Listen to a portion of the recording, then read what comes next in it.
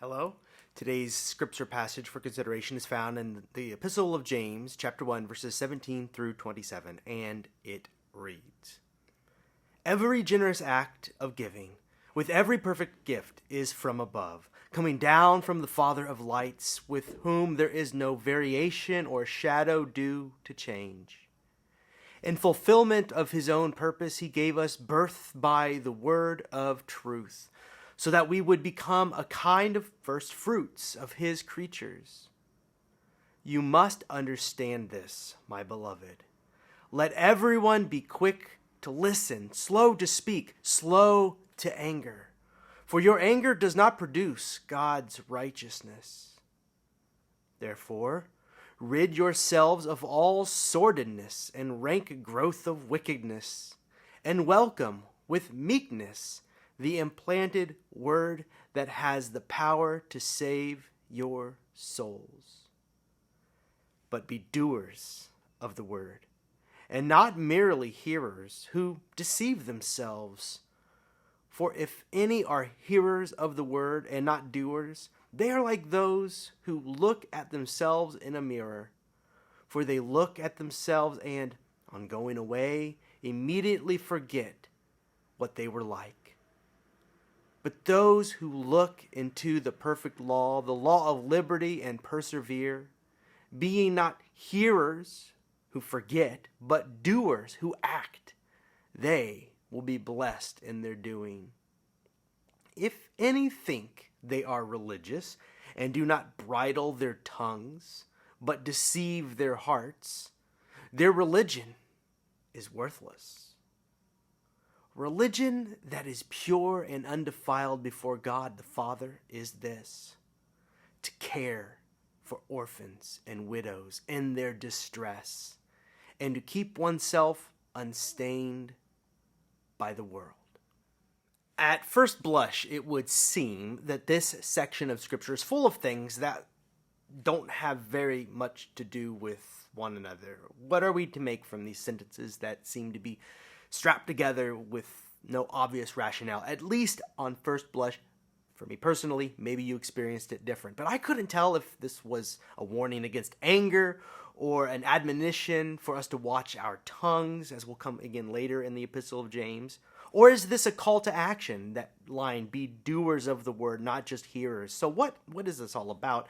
And at first I was confused, but the more I looked into it, the more this text began to seem more like a tapestry with a very deliberate design, each part very much related to the whole. So I think that the best way to approach this section of the scripture is to start at the end, at verse 27, and then work backwards. And verse 27 reads, "Religion that is pure and undefiled before God the Father is this: to care for orphans and widows in their distress, and to keep oneself unstained by the world." So here we are presented with a litmus test, one that is age old by the time of its writing. James did not invent it out of thin air. You will know how undefiled and healthy your religious life is by a simple observation. How well does my community or culture care for those Jesus referred to as the least of these? You probably know by now that whenever orphans and widows are mentioned in the Bible, it's code for whoever is the most downtrodden. In Jesus' day, those were two groups, two categorizations of persons who were marginalized. But we can reframe it for our own time. In Jesus' day, there were very few social practices or institutions that cared for the orphan or the widow. The orphan was someone else's child, someone else's problem, and could not be counted as heir to another man's property and was therefore devalued. The widow was damaged goods, used and of no value to another man. And it is a shame that, in many ways, our thinking about how to care for the least and the last among us has changed very little over time. For there are still classes of people who are cast aside and marginalized today. More on that in a bit. Either way, evidence of pure religion, the litmus test of our faith, is shown in how we care for those who our culture stigmatizes and casts out. And so far, I'm sure nothing unexpected has been presented to you in this moment. We are used to Christian writings saying similar things and parables of Jesus making similar points. In fact, it's a message as old as the Torah, the first 5 books of the Hebrew Bible. It's a message as old as the prophets like Isaiah, Amos, and Jeremiah, to name a few. And Jesus, as I mentioned, said similar things so often that his words have become like white noise in church, the background hum we've come to expect, which is a problem. But the words that precede this description of quote-unquote pure religion, I did not expect. What precedes is a description of the obstacles to pure religion. Again, obstacles that I did not expect. Obstacles to caring for those who need it most. So what does the person who opposes pure religion look like? Verse 26 reads, "If any think they are religious and do not bridle their tongues but deceive their hearts, their religion is worthless." Strong language. What sort of speech does James have in mind here? What specific words are impediments to quote-unquote pure religion, to life in God, in fact? Well, the answer comes just before, again working back to verses 19 and 20, which read, "You must understand this, my beloved. Let everyone be quick to listen, slow to speak, slow to anger. For your anger does not produce God's righteousness." So, the words James has in mind, the words that give rise to the warning for us to bridle our tongues, are words of anger. Wait a minute. Isn't there such a thing as righteous anger? Of course there is. Jesus himself even showed righteous anger on occasion. But the sort of anger that James has in mind is the anger that keeps you from true religion, acts of compassion for the marginalized. And when you put it that way, James is merely stating the obvious. Anger without understanding, without listening first, can keep us from moving towards actions rooted in justice and love and for the betterment of those we are called to serve, to help out in a time of need. A metaphor. Drawing from my own childhood experience, the backseat of a car on nearly every family vacation I went on. And in that backseat, there is often violence, and the parent sees in the rear view mirror that one child that is striking the other in that moment, and then the parent flies off the handle and shouts at the child who is caught in active violence. I've been there myself. I've done this, looking in my own rear view mirror at my children. And my children, the child caught in the act might retort, but, and I will say, or the parent will say, "No buts, we don't hit." And in the back seat of a car on nearly every family vacation, there is often violence, as I said, but nearly always the subtext that may go unnoticed. What the parent did not see was that the child who struck the other was reacting to a series of events. It started with an unsolicited poke. Well, no, it didn't. It started with a poor night's rest and the children are tired. Well, no, rewind the tape. It didn't quite even start there. It started last week when one child deliberately tripped the other. Well, no, it didn't start there. Back and back and back. And if the parent will not listen, if the parent rushes to anger and will not listen, the parent will likely act out in anger in turn with more angry words, and no one in the car will understand what is making the other so angry. Not really.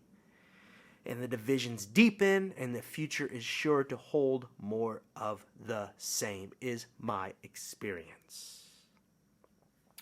Perhaps future family separations begin in back seats on family vacations. Well, to stretch what I called a metaphor at the beginning, this past year, we've observed a whole lot of anger in our country. Not just this past year, but this past decade or decades. Who knows where it began? And it's as if we are the kids wailing on each other in the backseat. As we observe this fiasco, we usually fixate on the most recent act of violence, the most recent controversy, the most recent angry protest, and react to that in kind. We want to say, like so many of us have said in the past when we are sick of the noise, sit down and shut up. Or perhaps even worse, some people want to trade a few blows in return. We have become a society that has lost its ability to listen to one another. Or maybe we never really had that ability. My African American friends have told me that they feel as though they've never been listened to, even when they spoke in the language of violence themselves. The violence was interpreted as isolated actions with no historical context. The breakdown in communication begins in our failure to listen, says James. The Epistle of James cites our initial failure to listen with the anger that keeps us from acting on behalf of the marginalized, which he lists at the end as the evidence of true religion, righteousness before God. So anger in this sense is not an anger that is rooted in a reaction to a great injustice or something like that. Anger, as James is talking about it, is an anger that stems from a failure to really understand what another is trying to say with their lives and their words or their actions. And this sort of anger can serve as a defense mechanism when one senses that the cries or the demands of another may infringe on our own safety or stability in life, either calling us to action or something else. Martin Luther King Jr. said in a speech at Stanford University way back in 1967, words that are regrettably all too relevant today, of the riots and the anger of his own time, applicable in our time. He said, and I quote, "I think America must see that riots do not develop out of thin air. Certain conditions continue to exist in our society which must be condemned as vigorously as we condemn riots. But in the final analysis, a riot is the language of the unheard. And what is it that America has failed to hear? It has failed to hear that the plight of the Negro poor has worsened over the last few years. It has failed to hear that the promises of freedom and justice have not been met. It has failed to hear that large segments of white society are more concerned about tranquility and the status quo than about justice, equality, and humanity. And so, in a real sense, our nation's summers of riots are caused by our nation's winters of delay. And as long as America postpones justice, we stand in the position of having these recurrences of violence and riots over and over again. Social justice and progress are the absolute guarantors of riot prevention." End quote. You can broaden that to whatever issue is getting people angry and bringing them into the streets in these times. Those words written more than 50 years ago, and yet here we are. And where did he get this idea from? That to answer the cries of those who are crying for justice will bring us to some place of peace and reconciliation. Well, to again quote from the Epistle of James, verse 27, religion that is pure and undefiled before God the Father is this: to care for the orphans and widows in their distress, and to keep oneself unstained by the world. King received this idea from the wisdom of the Scriptures, which said it not only in James, but again and again, consistently. So I don't need to tell you that we live in a time of great tension. It seems that not a week goes by where we do not observe some disparate group protesting something. And the writer of the Epistle of James says, into the din, into the noise, listen, everyone. Yes, that's right, listen. Before you get angry, hear what it is that the other is trying to say in their own words as best as you can. Even if they are saying it loudly and in anger themselves, try and sort through the noise to hear what is at the root of their complaint. Anger and dissension do not happen in vacuums. As is the case in the backseat of a car on family vacation, there is always a deeper story. And here I just want to say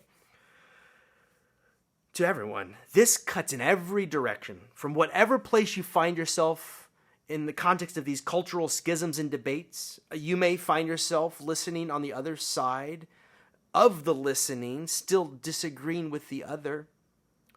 But listening is the door to empathy, which is the door to loving your neighbor as yourself. So even if I personally will never agree with the actions or the motives of the man who drove a van that he claimed carried a bomb to the Capitol last week, I must find some path to a better understanding of what makes him tick so that perhaps a path toward reconciliation might be discovered. What that path will look like, I don't know. I will need God's help. But as is true in the backseat with children fighting, there is often a complex backstory, even if the violence is not justified in the end. And we will never understand the half of it unless we are quick to listen, slow to speak, slow to anger, for our anger does not produce God's righteousness, as James said. So therefore, again quoting James, therefore, rid yourselves of all sordidness and rank groan of wickedness, and welcome with meekness the implanted words that has the power to save your souls. My paraphrase, shake it off. Listen, and then once you've cut through the noise, act. Do something about it once you've listened and spent time trying to understand. Or as James puts it, verse 22, be doers of the word, not merely hearers who deceive themselves. For if any are hearers of the word and not doers, they are like those who look at themselves in a mirror. For they look at themselves and on going away immediately forget what they were like. But those who look into the perfect law, the law of liberty, and persevere, being not hearers who forget, but doers who act, they will be blessed in their doing. So, look at yourself and your place in the world, own what you must own, and then act for the life and love of the world.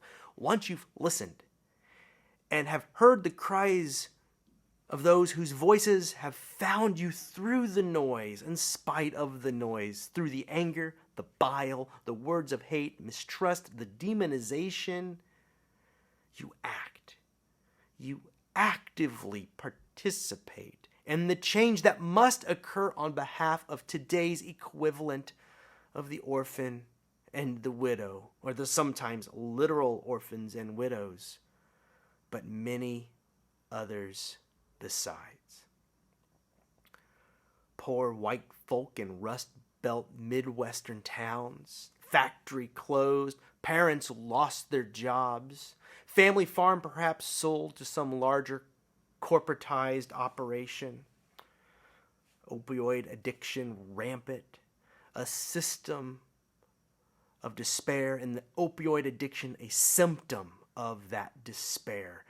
Desperation boiling up into anger, and then the scapegoating of other marginalized peoples that have historically been pitted against rural white America, that are also squeezed by unjust systems. Poor black folk, redlined out of more affluent communities on purpose. Barriers placed and on purpose between black families and home ownership, and consequently the transference of generational wealth, that transference of which I benefit from, as my grandparents were homeowners. Housing discrimination, job discrimination, communities that resemble police states, and then the impact of the mass incarceration that results, and the war on drugs that has been racist in its implementation. I believe that violence in our communities against one another is in large part of the direct result of our tendency to address these problems with an abundance of words rather than beginning with listening before we move to anger. Commentary steeped in anger and accusations over and against persons have seldom really taken the time to listen. So just turn on the news and listen to the pundits opine. Words like white trash and welfare queens used and have been thrown around, and on purpose as weapons and reasons to dismiss the cries of the oppressed. Orphans and widows, poor and marginalized, all over the place, whose voices we tune out, whose voices we shout down and turn away from in a mass of anger. Sometimes this is done under the guise of religious expression, which is why it's important for me as a preacher of the gospel to speak up. I've observed more than one preacher disparage the least and the last, those persons deserving of their plight, who we think we could ignore, those we think are deserving of their plight, who we think we could ignore, those who we believe God has seen fit not to favor. So words of condemnation are spoken about them from pulpits and against them from pulpits. But James warns us, verse 26, if any think they are religious and do not bridle their tongues but deceive their hearts, their religion is worthless. We've got to put into practice the life the writer of James had in mind. So first, stop listening to the voices in your life that keep you from listening. Political commentary and reaction steeped in anger, accusation, simplistic narratives, and the demonization of the other. Stop listening to those who do not bridle their tongues, even if you enjoy listening to what they say. And perhaps in doing so, you will be following James's advice that one should keep oneself unstained by the world. Maybe this is what it looks like for you. Cutting out those voices who just stir up the anger. These influences are by and large no good, and this is true of much of the media across the political spectrum. Believe me, I listen to it all. Second, after cutting through the noise, listen to the voices of those who are hurting. Hear them. If their voices have given rise to anger in your past, anger in you in your past, just try and cool down for a moment, if only just to listen. You can't really hear the other when you're angry. So whatever side of whatever cultural divide you perceive them to be, whether that divide be religious or racial or socioeconomic or political, try to understand where they are coming from, and then try to become involved in the transformation of their lives. And you may come away still disagreeing vehemently, but at least with more understanding and probably more compassion and love and empathy, even if you cannot sign off on everything that they think is true of the world and those in it. James wrote that every generous act of giving, every perfect gift is from above. In other words, whenever there is an act of kindness or a good thing done for another, even your alleged enemy, this is a gift from God. Notice it, take note of it, and participate in it. Be that gift. Be, as James called us to be, first fruits. Fruits that testify to the life-changing work of God in this world, work that brings us closer to the realm of God, where all are reconciled, therefore closer to one another. But first, cool the anger. Open your ears. Then, when the anger has abated, the cry of whatever hurting person God has equipped you to help will find you. You'll hear it. It's been calling anyway. You'll hear it. So listen, but do more than listen. Embody the love of God in their lives. And who knows, perhaps true religion, pure and undefiled before God, will revive our land. Don't we need it? I gotta say, after all I've heard in recent years, we are in desperate need of a revival. And it's my desperate hope that I will live to see it and be a part of it. But before we see it, we must become a part of it. So, cool the anger that is not righteous. First listen and then understand. And then, once you've cut through the noise, move to the care and defense of those who need it the most.